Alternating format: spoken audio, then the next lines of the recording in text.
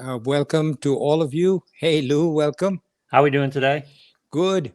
Little bit of sadness, little bit of excitement, little bit of happiness, because this is going to be our second last episode, unless I do a third one just to wrap everything up. We're Yeah. getting towards the end of the Gita, friends. Can't believe this journey. Yeah, it's been an incredible journey, and we're so glad to have people along. Last week, the week before we recorded this, was the second most listens in our history, and it's just climbing. Everyone's excited and on board, and I know you get a lot of correspondence. I get the chance to see people talking with you. Everybody's excited about this, but this is not going to be the end. We're going to do some other stuff as we go on past this too, but we're putting an end to this chapter. Right. Yeah, we have to, I think we'll be changing the name because it won't be about the Gita anymore. So Lou and I have to come up with a name, right, Lou? Yeah, exactly. As soon as we figure out what it's going to be, we'll change it.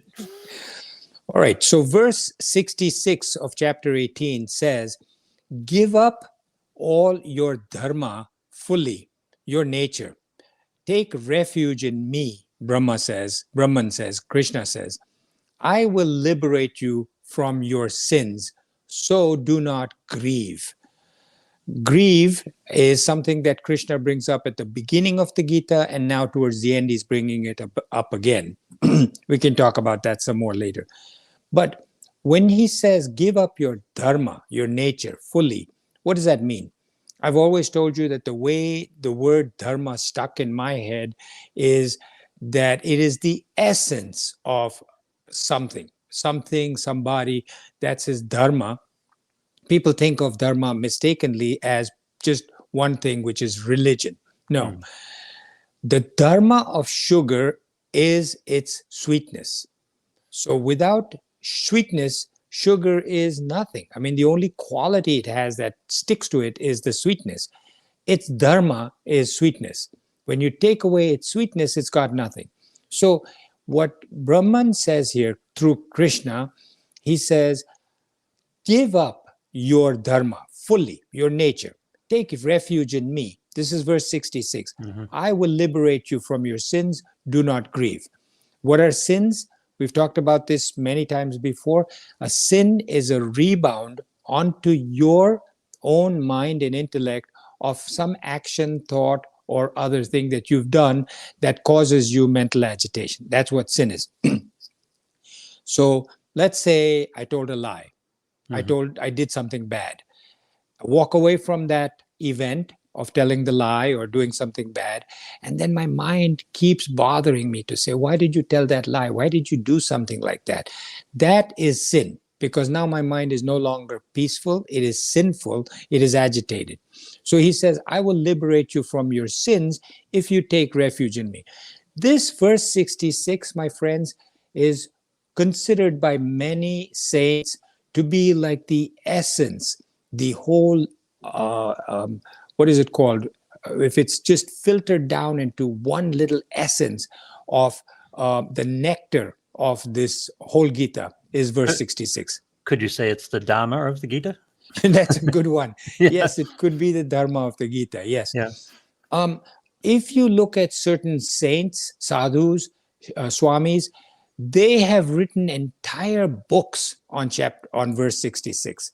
So we won't do that. We won't go into it in that much depth. Suffice it to say that the past few verses, Krishna has been saying again and again as you get towards the end of the Gita, surrender to me. Now, when he says surrender to me, it's not like surrendering on a battlefield where you put down your sword and your bow and arrow and say, I surrender. He's saying, give up your ego, renounce it. Don't say I, me. The I-ness, surrender that to me. Surrender your ego to me, and then I will take care of everything. How beautiful is that? To see the power of the Supreme, the God, Brahman, everything that makes this whole universe, everything says to you, you give up just this one thing, your entire ego, surrender it to me, and I will take care of you from there on in. How wonderful, how reassuring.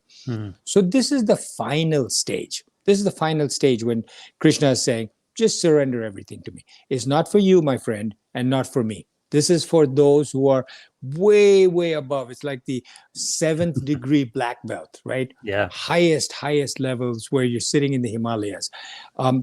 Give up your dharma means also give up your activity. All of us need to act. We need to act every second of every day, from the time you are able to act as a child to the day you die. You must act all your life. And therefore, when you act, there is a part of you that says, this is me acting. I Mhm. did this. I told a lie. I did this bad thing. I did this good thing. It's all me. So he's saying, give up your actions. Therefore, give up your ego. If you don't have an action, there's no ego attached to it. Give up everything, drop it, like a pole vaulter going to the other side. For those who may not know what a pole vaulter is, it's a long pole that a pole vaulter runs with. There's a high bar. He sticks the pole in the ground, one end of it, he's holding on to the other one, and then he jumps. And then the pole sort of stakes him up. And at the very top, he jumps over that pole and lets go of the pole that took him up there. Right. And the pole drops on one side and the body of the pole vaulter jumps on the other side. So in order to do that, he's got to use the pole to get to the top, but then drop it as he gets to the top. If he can't take the pole to the other side with him. Similarly, you cannot take all of this ego, minus, I-ness to the other side. Once you are relinquishing everything to the Supreme, then you relinquish all of your ego, etc. Just like a pole vaulter gets rid of his pole. The other analogy is about sleep. In order to go to sleep, you can do all kinds of things until you relinquish yourself to sleep. You can say, okay, I'm going up to my bedroom to sleep. If your bedroom is upstairs, I'm going to turn down the thermostat down here. I'm going to turn down the thermostat upstairs to make it cooler. I like it cool when I sleep. I'm going to smooth out my sheets. I'm going to turn the lights off. I'm going to, put some soft music on. Whatever it is that you do, you smooth out the sheets, you fluff up your pillow, you put on your nice pajamas, whatever, lavender smells in your room.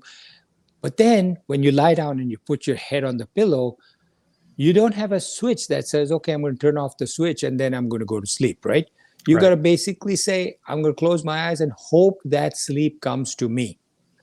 That's it. You have to relinquish yourself. You can do a lot of things, but if to sleep, you've got to relinquish yourself to sleep. And that's what Krishna says here. You have to surrender. You have to renounce everything, including your ahankar. Ahankar is arrogance. I did it, that kind of thing. Once you surrender all of your I am doing this, you take refuge in me, Krishna says, you are liberated. I will take care of you. Why? Why is it? Because once you relinquish yourself, you are no longer you. You are me. Brahman says, once you relinquish your ego, your I-ness, your minus, your ahankar, you are no longer you. You are me. Therefore, I will take care of you because you're me. I don't know. Can you imagine? You are then God. Yeah. So, verse 67. This teaching is never to be taught. Now he's going to talk for the next few verses about the person teaching, because Krishna gave it to Arjuna, and then after that, so many great swamis, sadhus, rishis, teachers gave it to other people and gave it to other people, and then multiple teachers came about. So he's now addressing this to all teachers of every stage. So you can be a teacher in MIT and teaching calculus at a very high level, mathematics, computers at that level, but you may not be good enough to teach kindergarten. You say, I can't teach ABCs and 1, 2, 3s. That's not for me. But somebody else can teach kindergarten, first grade, second grade, because she or he can make it fun for little kids to learn ABC and 1, 2, 3. And he cannot teach in MIT because that's too high flown. So there are teachers at different levels. And what Krishna says is, he's going to first talk to you as the teacher and then talk to you as the student. So he says, this teaching is never to be taught by you. To whom? never taught to be taught by you to a person who, 4 qualities. 1, has no religious discipline. Don't teach it to a person that doesn't have religious discipline. 2, who is not devoted, not devoted to, not a religion, okay? Don't misunderstand. Not devoted to the studies, not devoted to these qualities, not devoted to religion or anything like that, but devoted to learning about the Gita. Number 3, a person who is not willing to listen. Okay, somebody who's always saying, I know better than, you can't do this. I know one person who says, I don't believe in reincarnation. So a whole lot of what you're talking about just doesn't make any sense to me. Because somebody who's not willing to listen, somebody who's always looking to cavil, look up that word if you don't know it. Cavil, yeah, I like that word. Yeah. Cavill. Someone who just argues for the sake of arguing. Somebody who's not willing to listen, to cavil. And lastly, who finds fault with me, with a capital M, with God, with Krishna. You know, a lot of people say, well, if God were so this, then why do infants die? Why do children die? Why does bad things happen to good people?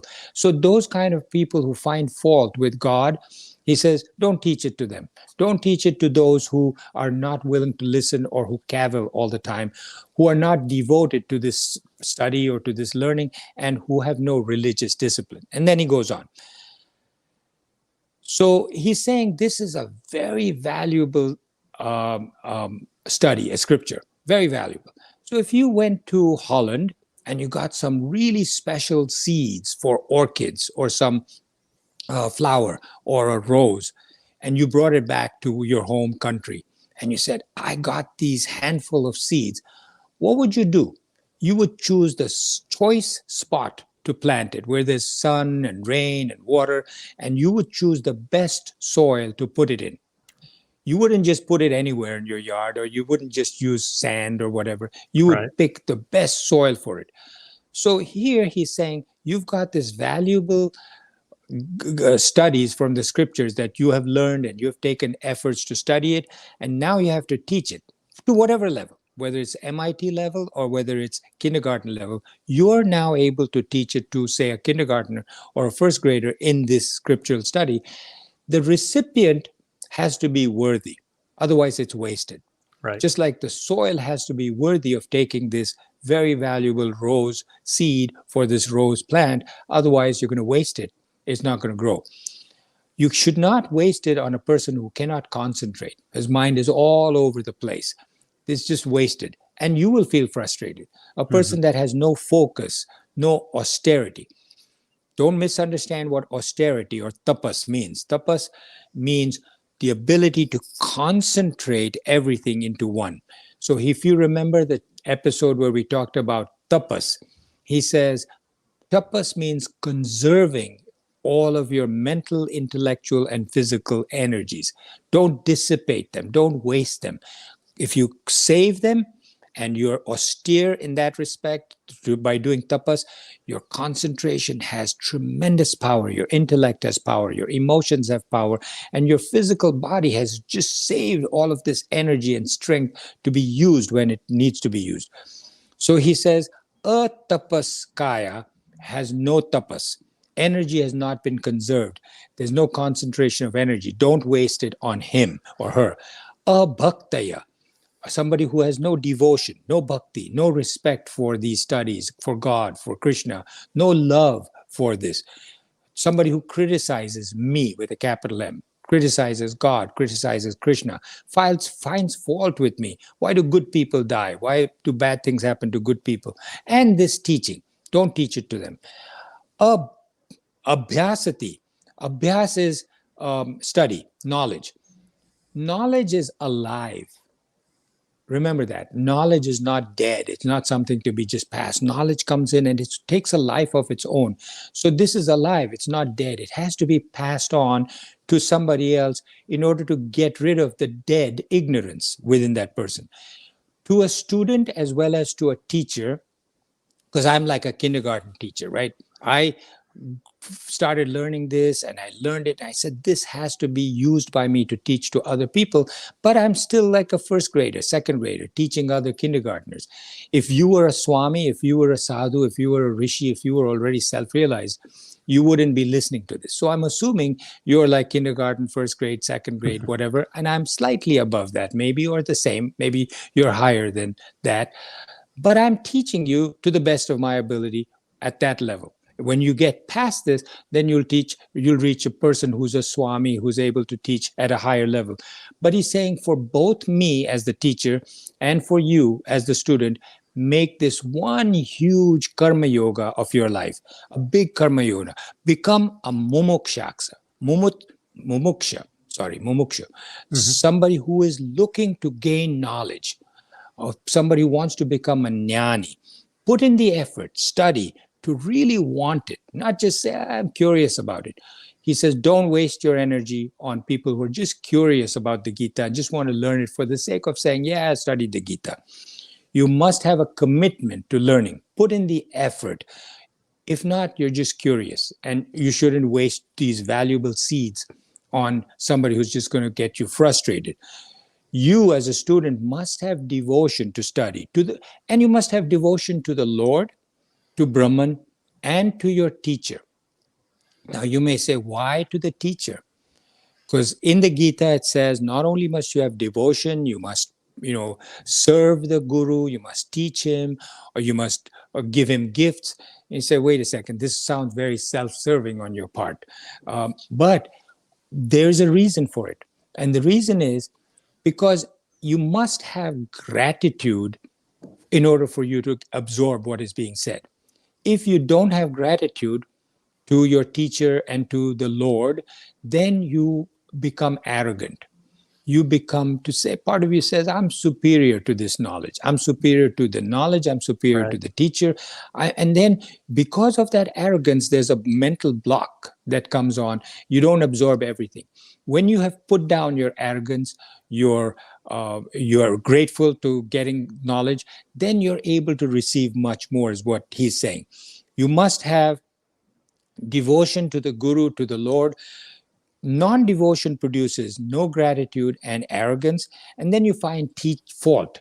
You find fault with the teacher, you find fault with the teachings, and you find fault with even Brahman. You say, why is that teacher always wearing this shirt? And why does he talk like this? And he's got this kind of an accent. If you start focusing on those things, you are not going to learn about these studies. So that's what he's saying in verse 67. Then in verse 68, he says, a person who teaches this most exalted secret. Again, he brings up the fact that this studies of the Gita, the scriptures, is a secret.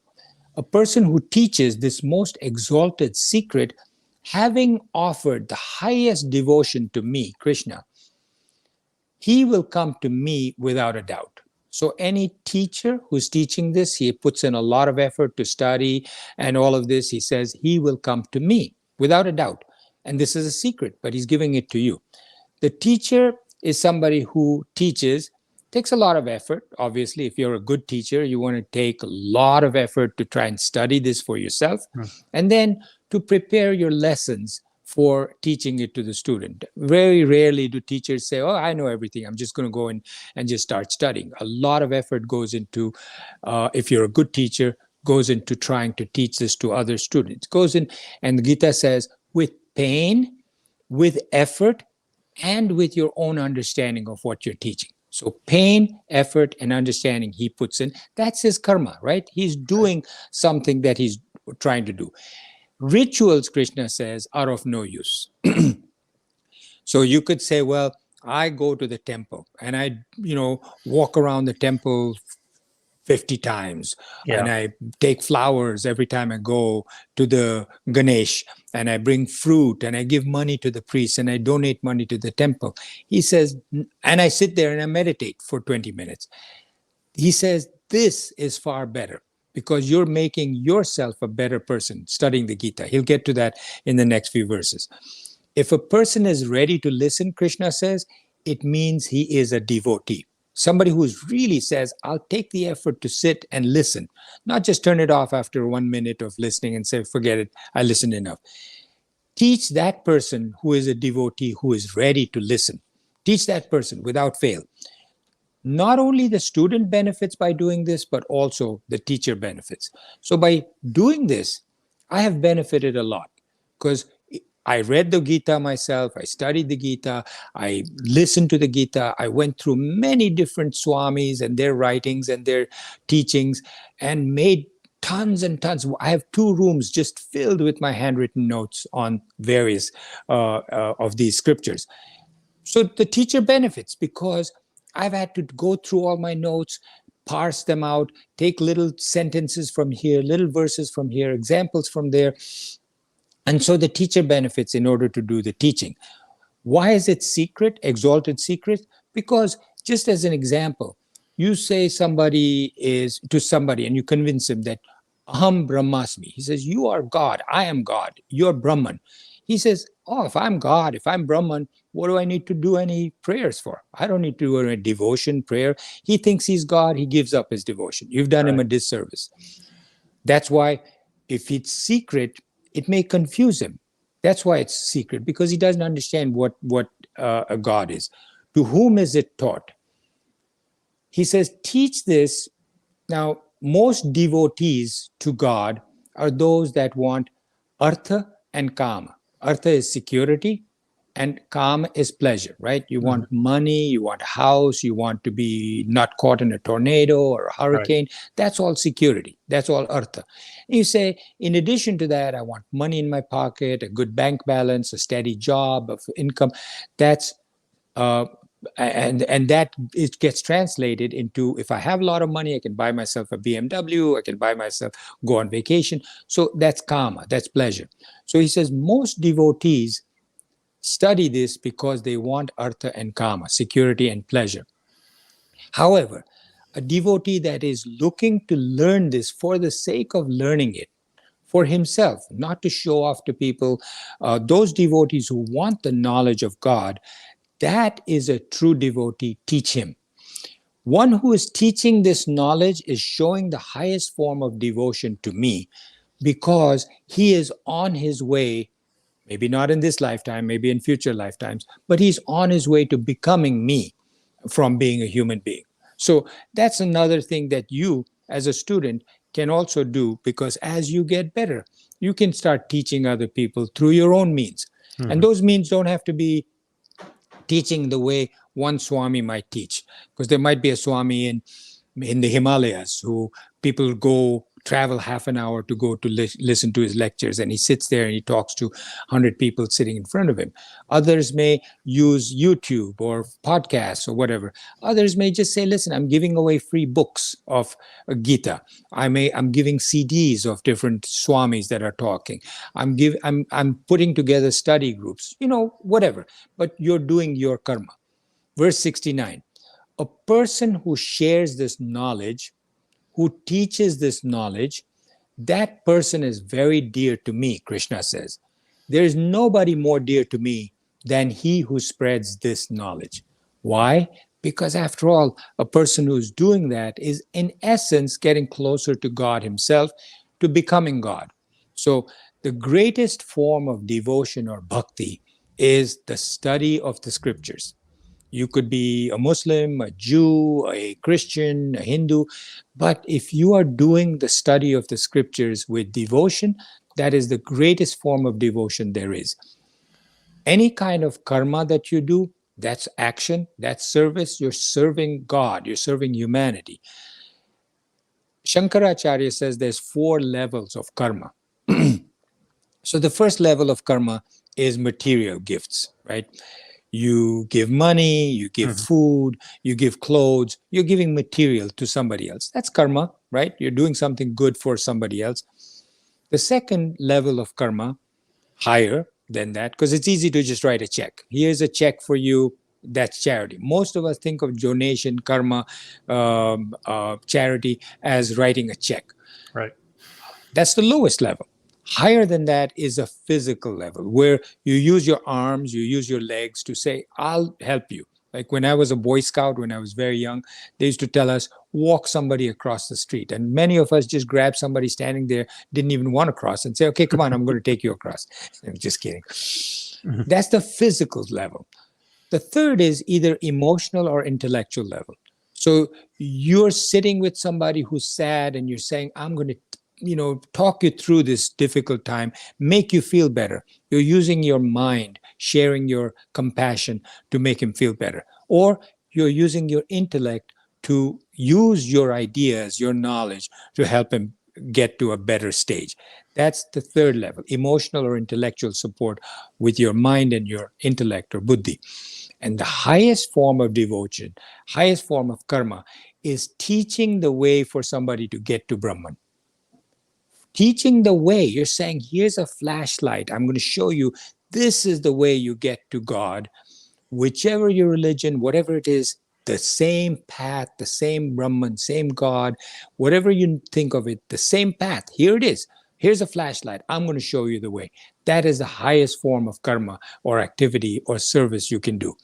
The one who knows me is me myself, is what God is saying. So he says, you get to start to learn about me and you're on your way to reaching me.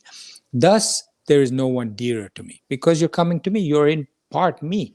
Like, this is my thumb. I know it as my thumb. My thumb, of course, I'm going to love my thumb better than I love Lou's thumb because I feel the pain. I feel the pleasure. My tongue gives me more pleasure than somebody else's tongue because it's mine. It serves me. So Krishna says, as you get closer to me, you are dear to me. There's nobody more dear to me, he says. So you can do study groups, CDs, books, online courses, transform others.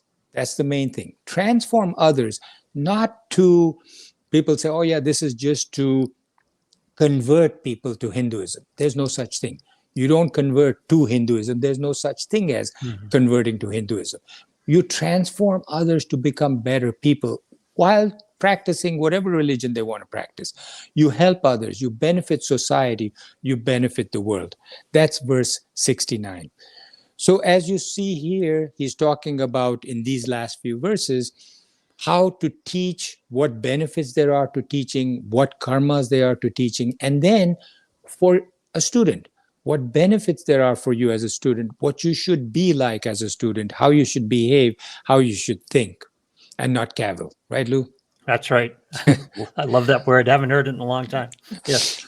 So, friends, this is episode 214. Next time we'll do 215. I think that's going to be either my last episode or the second last episode. It's been a long journey. It's been a pleasure for me. There is a certain amount of sadness that it's coming to an end, certain excitement and happiness that I was able to complete this karma yoga of mine doing this. So I'm happy you've been there with me on this journey, and I greatly, greatly appreciate you, Lou. Thank you so much for doing this with me. I would never have been able to do without you. One more to go, maybe two more to go, and then we're off on another adventure that you can all follow us on. Yes, please do. Thank you. I'll see you next time.